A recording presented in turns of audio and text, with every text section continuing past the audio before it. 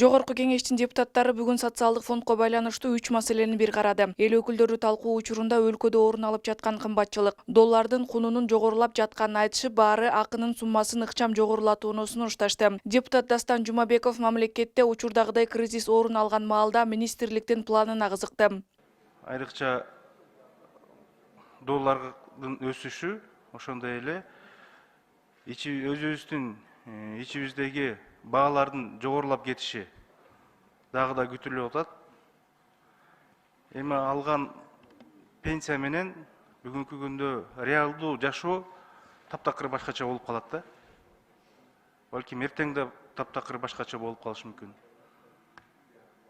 Сиздердин ушуга жараша бир кризистик өзүңүздөрдүн планыңыздар барбы? Социалдык фонддун төрагасы Бактияр Алиев 2022 жылдын 1 октябрынан тарта пенсияны 50%га чейин жогорулатуу каралып жатканын, быйылкы жылга мамлекеттин казынасынан 700 миллион сом бөлүнгөнүн билдирди. Кыргызстанда бир адамдын минималдуу жашоосу 6200 сом деп түстө, ардагердин баа акысы 5600 сом деп эсептелген. Мындан улам Алиев социалдык фонд пенсиянын баасын минималдуу жашоого жеткирүүнү пландап жатат дейт. Ушул тапта Кыргызстанда 713 миң жаран пенсия алат. Азыр болсо ошо 2,5 миң экен, ал 2,5 миң болбойт кандай. Негизи ошол минимум жашоого көтөрүш керек деп ойлойм пенсияны. Эң азынчы. Ошондо кичине мындай калыстык болот го тең. Депутат Улукбек Ормонов учурдагы кымбатчылыкты эске алып, пенсиянын көлөмүн тез арада көтөрүү керектигин айтып чыкты. Муну менен эл өкүлү пенсия буга чейин 1 апрелге чейин жогорулайт деп айтылып, бирок 1 октябрда деп билдирген социалдык фонддун жетекчисин сынгалды. Өз кезегинде финансы министрлигинин өкүлү Жибек Дүйшеева 1 апрелден тарта мугалим, врач, маданият тармагында эмгектенген социалдык кызматкерлердин айлык акысы жогорулап, пенсия октябрда жогоруларын билдирди. Урматтуу социалдык фонддун жетекчилери, силер дүйнөдө эмне болуп атканын көрүп атасыңарбы? Сомдун курсу эмне болуп атканын көрүп атасыңарбы? Бул анализ барбы, жокпу? Эмне ушул ойдон октябрга чейин эчтеке болбойт деп ойлоп атасыңарбы? Мен ойлойм, тез арада кайра карап чыгып, силер мына убакыт бар.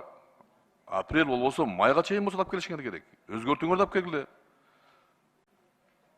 Кечээки мына азыркы эле айтып аткан тамак ашка болгон баанын көтөрүлгөндүгү, муну эске алыш керек да. Сомдун курсун көрүп атасыңар. Кайда кетип атабыз?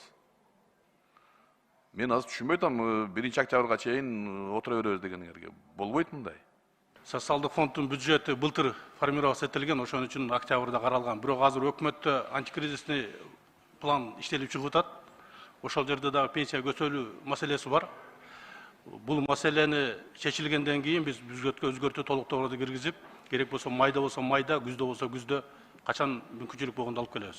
Кыргызстанда пенсия алгандардын 65% пенсияларын банк аркылуу алышат. Ал үчүн социалдык фонд кызмат көрсөткөн 25 банкка жылына 80 миллион сом төлөп берет. Ал эми калган 38%-на Кыргыз почтасы жеткирип бергени үчүн 2020 жылдын эсеби менен 250 миллион сом төлөнгөн. 2022 жылга тариф 1,1 деп коюлган. Бул Кыргыз почтасы бир пенсионерге 100 сом жеткирсе, социалдык фонд жеткиргени үчүн 1 сом 10 тыйын төлөп берет дегенди билдирет. Учурда Кыргызстандагы эң төмөнкү пенсиянын көлөмү 1780 сомду түзөт. Акыл Аймаратова, Данияр Чарбеков, Нурньюс, Бишкек.